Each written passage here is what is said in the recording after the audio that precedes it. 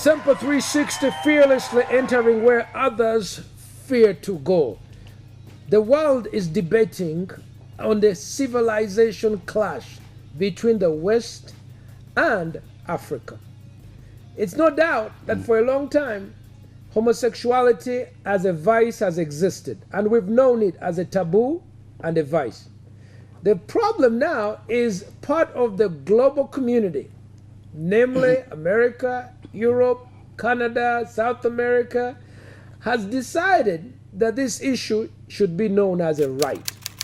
I'm ringing out in the corridors of power: Geneva, human rights, United Nations, USAID, American external agencies. Commands have been given to fight for the legitimation of homosexuality. Meanwhile, in Africa, our religious leaders, our medical practitioners, our cultural leaders continue to teach our young people that it is a vice. In the ensuement, Uganda has had a clash over the anti-homosexuality law. I just discovered that even in Ethiopia, the debate is very healthy and many are coming forth. Dr. Sayum Antonios is a general practitioner who's now spending more of his time speaking about this to awaken Africans and Ethiopia. He's given a quotation that says, as far as the homosexual agenda, he says, Africa shall be a graveyard for the homosexual agenda. Amen. Now, is there a program at all to help rehabilitate? I saw in one of your videos a young man who had gotten into homosexuality. He had been molested by his uncle, and now he's in the process of rehabilitation. Is there any program or people are offering counseling in Ethiopia on this subject? Yeah, the whole purpose of United for Life, the establishment of our organization, is to help such type of people. And we are giving counseling services, and people are really coming out of this abominable way of life. They went in believing that they will get satisfaction, but when they went in, they found out it was just empty. In fact, causing so much destruction in their lives. And the person whom you saw in that documentary is suffering from HIV/AIDS. Oh no! Because he contracted it through the homosexual practice. And that's why he came out and said, "Please learn from me. I'm suffering from HIV/AIDS and its consequences." So we are helping people. In fact, what we do is we teach the community what homosexuality really is, because it's that the lack of knowledge that's causing so much problem, both at the grassroots level and at the policymakers level. So we are teaching the community. That's why we produced a documentary on the issue. There's a documentary right over here. Maybe you can show it to us. Let me bring that up over here so you guys can see it. If you could come in over here. This is homosexuality, sexual right, or the pinnacle of immorality. This is a video DVD that you did. Yeah. What is in here, and is it available when you are speaking? Yeah. At All Saints? Yeah, it's available already, and people can get it. And the whole purpose of us producing this DVD is for the community, for the people to know what homosexuality is really about. I mean, we have covered the historical aspect. Oh, I see guys here. What is this picture here? Well, I see there's three men who are pulling each other. What is this going on? Is it rugby? Are these playing rugby? What is it? No, they are men who are hugging one another. They are people who are married to one another. We don't know which one is the husband, which one is the wife. But this is how they are portraying themselves. So we teach the community, and we also give counseling services. And we don't stay in Ethiopia alone. Our purpose is for the whole of Africa to be saved from the scourge of sexual immorality in the name of human rights issue. One of the biggest problems that I've had, I want to tell you, Dr. Sayum, is that I have had people come to me asking for counseling. I've tried to fundraise money to set up a counseling center. I talked with the major, denominations. Normally, it's American churches that usually donate, whether it is handicapped or children's program. Now, there is There is no Western church or group at all that is interested in putting any money in this. So then I bring lesbians into my home. I had a lesbian in my home. My wife and I were taking care of her because she got pregnant. And then the other lesbians threw her out. She had a boyfriend. She had a girlfriend. You know, they go back and forth. She got pregnant, and then they threw her out. And here I am, keeping her in my home, and yet the homosexuals are also trying to work through her. I mean, some of these are addicted. Some have got criminal tendencies and everything. So it put my family at risk. But we kept her and helped her give birth to a baby. She stole some things from me. But we had issues. But we need to have a center. And every time I talk to people, young people, please, I need counseling. I have married people who are caught up in homosexuality and they want to get out. The wives are calling me, the husbands are telling me, I want to get out. Is there like an addiction center that I can go in where there's 12-step processes, program? And we don't have one here. And my struggle has been, I find many people of goodwill.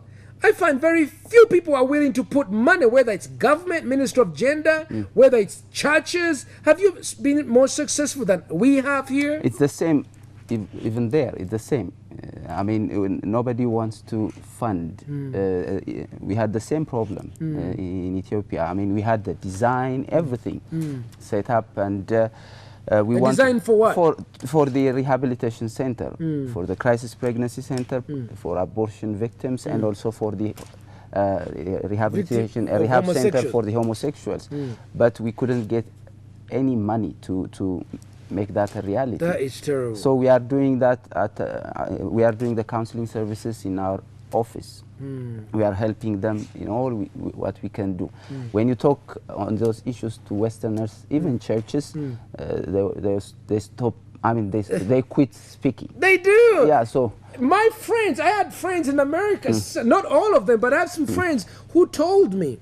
One of them is Rick Warren. He's my personal friend. I brought his books into this country. I mean, I shared them with thousands of people. But when we came up with a law against homosexuality, he stopped talking to me. yeah.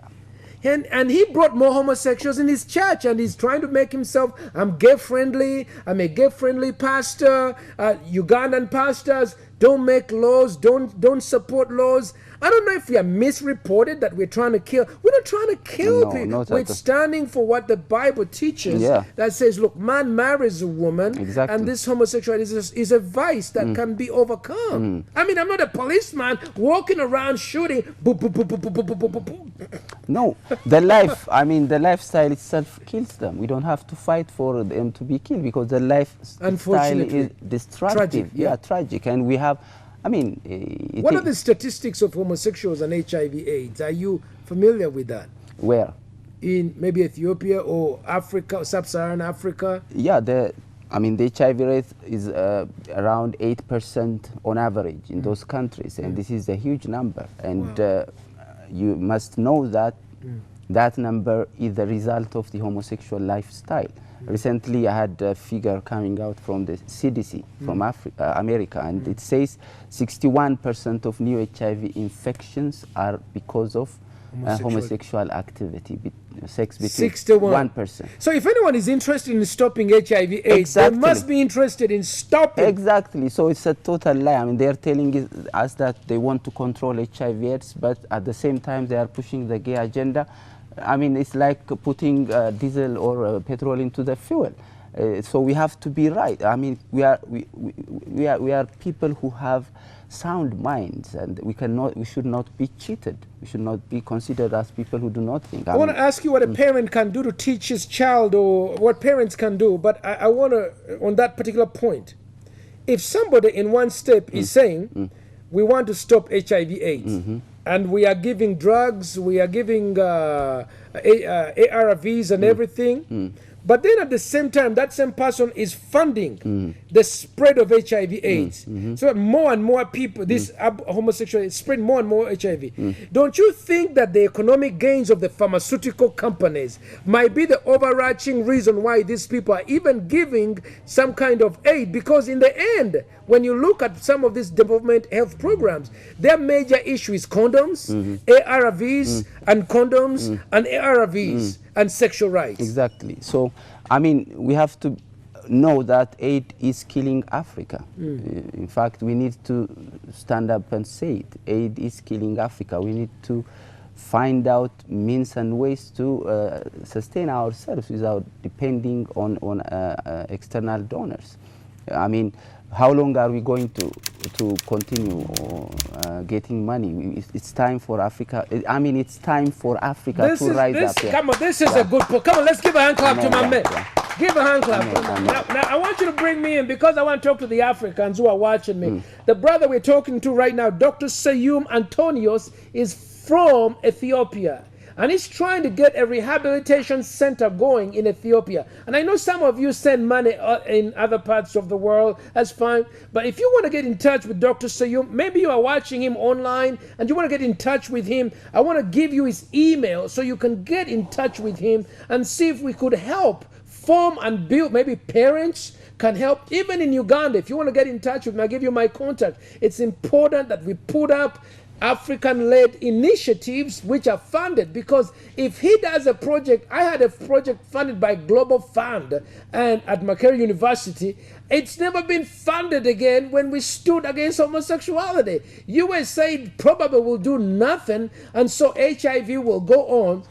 Interreligious Council of Uganda, they had to cut their grant because they stood against homosexuality and they stood for natural man and woman marriage. So we need what he's saying to us, Africans. If we're going to teach our children the culture that we have and the faith that we have, we need to fund our programs. Don't expect Mr. Sam or Cameron or European Union, maybe even the French ambassador in Charlie Hebdo's or all that, to fund it. It's going to be us. So stand up, get in touch with him, get in touch with me on the number on your screen so we can be able. What's your email? What's your email now? United for Life Ethiopia at yahoo.com. Okay, that is again what? United for Life Ethiopia. Straight. United for Life Ethiopia at yahoo.com. There is something which I'd like to say as a final remark, if we have time. I mean, you know, there are certain organizations, even in Uganda. I know of one who are trying to teach our children that anal intercourse is normal, masturbation is normal. And there is an organization which Sexual deviance is normal. Exactly. And they exist to perpetuate these vices. Exactly. There is one which is working since 2012 in Uganda and which came to Ethiopia, and we are fighting that. I mean, so we, those groups, in the name of comprehensive sexuality education, are trying to inculcate this homosexual. What should we do about it? I mean, they should be banned. They should be outlawed. I mean, we have our own culture and we need to stand up against them and say no. That's what we are doing in Ethiopia. You can know, I mean, if your children, which you are trying to raise... and you have 3 girls. Yes. How old are your kids? 13, the eldest one is 17, 13 and 11. Wow. So my children going to school, if they learn that homosexuality is a natural phenomenon, they are killing my kids. So we have to stand up against that. And you know, this is a part of a continent-wide agenda. You know, in September of 2013, there was a meeting in Addis. We have 1 more minute. In Addis, and it was organized by ICP, the International Conference for Population and Development. It was organized in the name of population and development, but at the end of the day, the agenda was about, I mean, making homosexuality legal in all African nations, decriminalizing the laws which are against homosexuality. And it was only 17 nations which stood up and said no. But in that list, if you see, Uganda is not there. Really? And, yeah, Nigeria is not there. Ghana is not there. So, I mean, these people are playing behind our backs. Exactly. We certainly now, I have to say that the price for freedom is eternal diligence. Exactly. Let me say that again. The price for freedom of us and our children is eternal vigilance.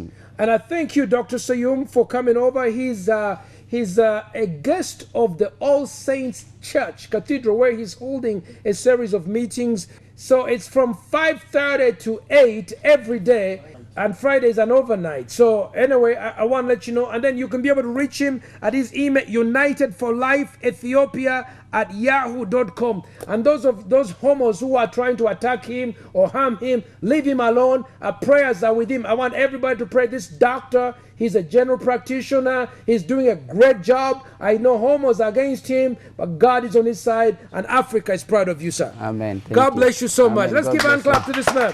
Praise the Lord. And don't forget to get a copy of this video. It's over here. Homosexuality, sexual right, or the pinnacle of immorality. On Sempa 360, we'll be back again. Same place. Have a good night. God bless you. Thank you, sir. Thank you, brother. Thank you so much. This is very great. powerful. This is great. I would like to get a copy of this myself. Yeah, okay.